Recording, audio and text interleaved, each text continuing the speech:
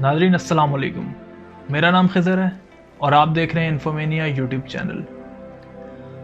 ناظرین، آج ہم ڈسکس کریں گے چائنا کی اس حیرت انگیز ترقی کے بارے میں جو اس نے ان چند دہائیوں میں حاصل کی۔ آپ یہ جان کے حیران ہوں گے کہ 1980s میں 80 کی دہائی میں مارکیٹ اکانومی کے لیے ایکسپرٹس چائنا نے پاکستان سے بلائے تھے۔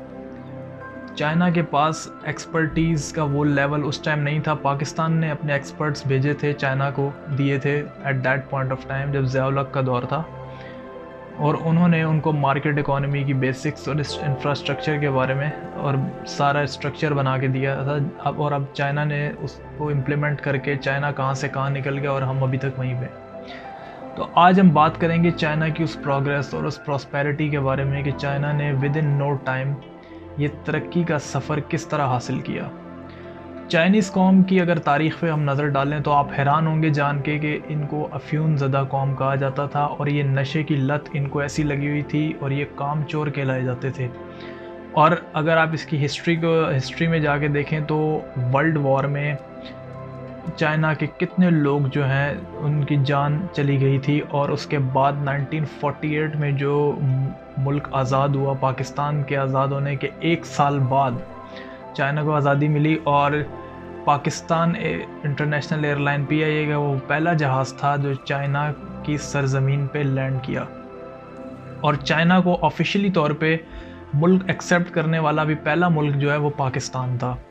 تو چائنا نے پاکستان سے بعد میں آزادی حاصل کر کے وہ کن وجوہات کی وجہ سے وہ آج اس مقام پہ پہنچ گیا، اور پاکستان کی اکانومی ابھی بھی سٹرگل کر رہی ہے۔ چائنا کا اگر ہم آپ کو ڈیٹیل میں بتاؤں تو چائنا اس ٹائم سیکنڈ لارجسٹ اکانومی ہے، اور ان قریب وہ USA کو ریپلیس کر دے گا اور وہ سپر پاور بننے جا رہا ہے۔ USA کی اکانومی جو ہے اپروکسیمیٹلی $18 ٹریلین پہ ہے، اور چائنا کی اکانومی آلموسٹ $12 ٹریلین پہ ہے۔ سیکنڈ لارجسٹ اکانومی چائنا کی ہے، اور مین پاور میں population wise China is worlds largest country, اور مین پاور بھی چائنا کے پاس سب سے زیادہ ہے، اور اسکلڈ ورکرز اور لیبرز کی بات کی جائے تو چائنا اس میں اپنا ثانی نہیں رکھتا، اور اس نے ہر اس مین پاور کو اپنی لائبلٹی نہیں بننے دیا بلکہ ان کو ایسٹ کنسیڈر کیا ہے۔ کیونکہ اگر یہ لوگ اسکلڈ نہیں ہوتے، یہ لوگ ایجوکیٹڈ نہیں ہوتے، یہ کوالیفائڈ کمپیٹنٹ نہیں ہوتے، تو یہ اپنی فیلڈ میں اس طرح سرو نہیں کر سکتے تھے۔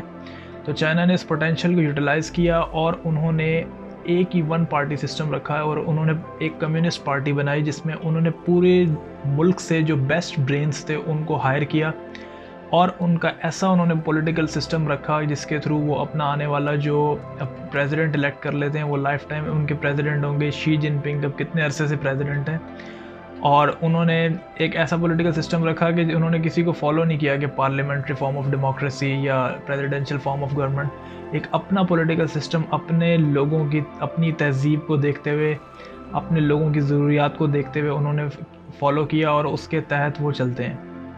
چائنا میں آپ ایک چیز آپ دیکھتے ہیں کہ اس طرح کی فریڈم لوگوں کو پرووائڈ انہوں نے نہیں کی۔ اس کا ایک نیگیٹو امپیکٹ بھی ہے کہ لوگ اس طرح کی فریڈم نہیں ہے جو ویسٹرن کنٹریز میں ہے، اور اس طرح نہیں ہے، لیکن چائنا نے ریسٹرکشن کے ساتھ چائنا اس کے باوجود بھی پروگریس کر رہا ہے۔ چائنا کسی اس چیز کو الاؤ اپنے ملک میں نہیں کرتا کہ جس کا جو کنٹرول ہے چائنا کے پاس نہ ہو۔ اسی وجہ سے آپ دیکھتے ہیں کہ فیس بک جو ہے آپ چائنا میں یوز نہیں کر سکتے۔ چائنا اگر آپ چائنا میں ہو تو فیس بک کا استعمال آپ نہیں کر سکتے۔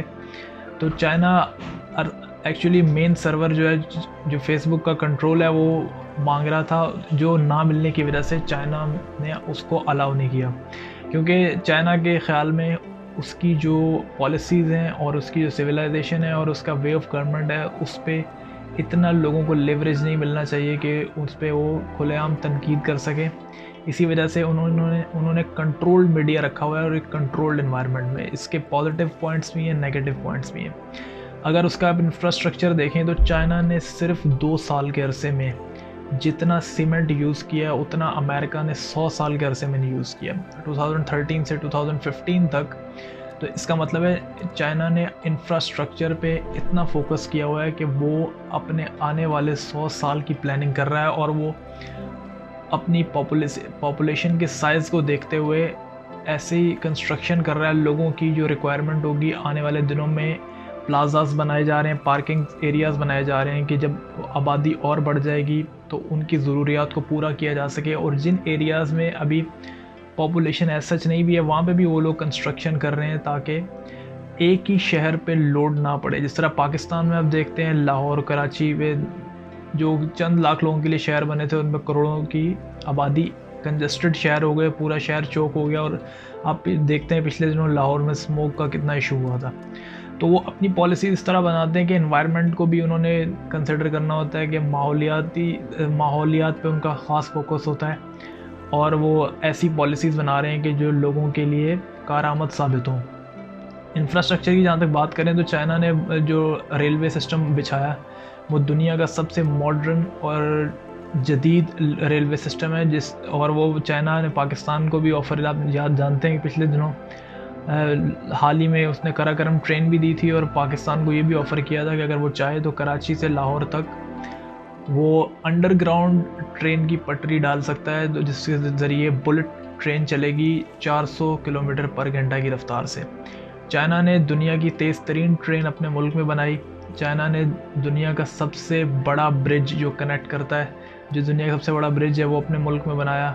اور چائنا فوڈ کنزمپشن میں سب سے بڑی مارکیٹ ہے کیونکہ اس کی پاپولیشن بہت زیادہ ہے. اور چائنا اب آئی ٹی پہ اور ایجوکیشن پہ بھی اپنا فوکس کر رہا ہے. اور سب سے بڑی بات ہے کہ چائنا نے اپنی سویلائزیشن کو نہیں چھوڑا، انہوں نے کاپی نہیں کیا کہ کسی اور ملک. یہ آپ جانتے ہیں کہ China is the oldest civilization, 5000 سال کی ان کی پرانی سویلائزیشن ہے. اسی تہذیب کو وہ فالو کر رہے ہیں. کسی لینگویج کو انہوں نے اڈاپٹ نہیں کیا. چائنیز لینگویج ان کی آفیشیل لینگویج ہے، اسی میں وہ بات کرتے ہیں، اسی میں ان کا پیپر ورک ہوتا ہے، اسی میں وہ آفس میں بھی وہی یوز ہوتی ہے.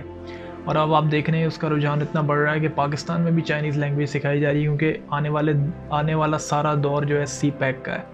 تو چائنا پاکستان اکنامک کوریڈور جب بہت اسٹیبلش ہو جائے گا اور چائنا اس خطے میں پورے ریجن میں ورلڈ لیڈر بننے جا رہا ہے، تو اس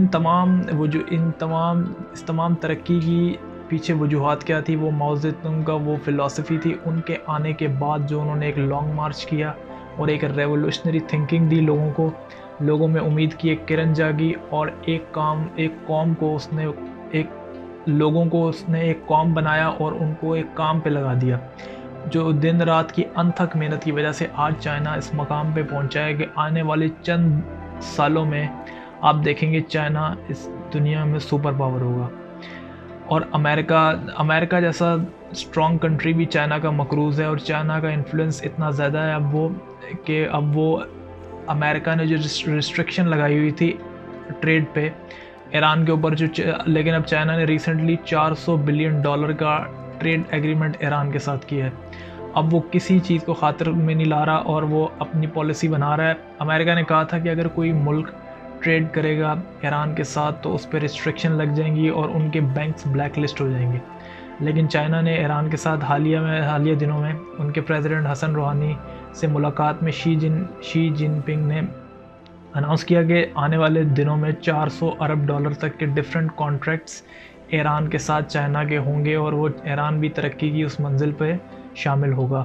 تو چائنا اب ان پالیسیز کو اڈاپٹ کر رہا ہے، اور وہ اس تمام چیزوں کو خاطر میں نہیں لا رہا جو یو ایس اے نے جو مونوپلی قائم کی ہوئی تھی اس کی اجارہ داری کو آنے والے دنوں میں آپ دیکھیں گے کہ چائنا پوری طرح توڑ دے گا. ریسنٹلی آپ نے ہمارے پرائم منسٹر عمران خان صاحب کا اسٹیٹمنٹ بھی سنا ہوگا کہ پاکستان کا مستقبل جو ہے چائنا کے ساتھ جڑا ہوا ہے. تو آپ دیکھیں گے سی پیک کی گروتھ کے بعد جب یہ پروجیکٹ کمپلیٹ ہو جائے گا تو پاکستان اور چائنا مل کے بھی آگے دیر پا ترقی کی بنیاد رکھیں گے. اور سی پیک انشاءاللہ تعالیٰ جب کمپلیٹ ہوگا تو پاکستان میں بھی روزگار کے مواقع قائم ہوں گے اور پاکستان میں بھی خوشحالی کے راستے اور کھلیں گے. تو ہم امید کرتے ہیں آپ نے چائنا کی اس ویڈیو سے بہت کچھ سیکھا ہوگا، اور تمام قوموں کے لیے یہ پریسیڈنٹ سیٹ کر دیا چائنیز نے کہ اگر وہ دن رات محنت کریں، ان کا ویژن ہو، فوکس ہو، تو لگن کے ساتھ وہ ان اچیویبل ٹارگٹس کو بھی اچیو کیا جا سکتا ہے ود ان نو ٹائم. تو چائنا کی یہ تمام ترقی آپ دیکھ رہے ہیں کہ پرائم منسٹر عمران خان صاحب بھی اکثر ان کی مثال دیتے ہیں کہ چائنا وہ واحد ملک ہے جنہوں نے 70 کروڑ سے زائد لوگوں کو غربت سے نکالا. یہ تمام وہ لوگ جو بلو دا پاورٹی لائن اپنی زندگی بسر کر رہے تھے، ان کا لیونگ سٹینڈرڈ انہوں نے اپ کیا، اپرچونٹیز کریٹ کی، امپلائمنٹ اپرچونٹیز کریٹ کی، اور چائنا ایسی پالیسی بناتا ہے کہ جس سے انویسٹمنٹ کو فروغ ملے، اور وہ ایک ٹیکسیشن کو وہ ریپیٹ نہیں کرتا ہے۔ اگر کوئی بھی شخص انویسٹمنٹ لا رہا ہے اور وہ فیکٹری یا انڈسٹری لگانا چاہ رہا ہے تو چائنا اس کو زمین دے گا، چائنا اس کو اس میں پوری طرح اس پروسیس میں فیسیلیٹیٹ کرے گا، جس کی وجہ سے انویسٹمنٹ کے دروازے ان کے ملک پہ کھل جاتے ہیں۔ تو ہمیں بھی چاہیے کہ ایسی پالیسیز بنائیں جس سے انویسٹمنٹ آ سکے، اور جو انویسٹر ہے اس کا کانفیڈنس کنٹری کی سچویشن پہ اور اسٹاک مارکیٹ پہ بحال ہو سکے، تاکہ پروفٹ میکسیمائزیشن میں وہ اپنا پورا رول پلے کر سکے۔ تو ویورز، یہ تھی آج کی ویڈیو۔ امید ہے آپ کو یہ ویڈیو پسند آئی ہوگی۔ مستقبل قریب میں بھی اس طرح کی انفارمیٹیو ویڈیوز دیکھنے کے لیے ہمارا چینل سبسکرائب کر دیجئے اور بیل آئیکن کو پریس کر دیجئے، and give your valuable feedback in the comment section. Until next time, اللہ حافظ۔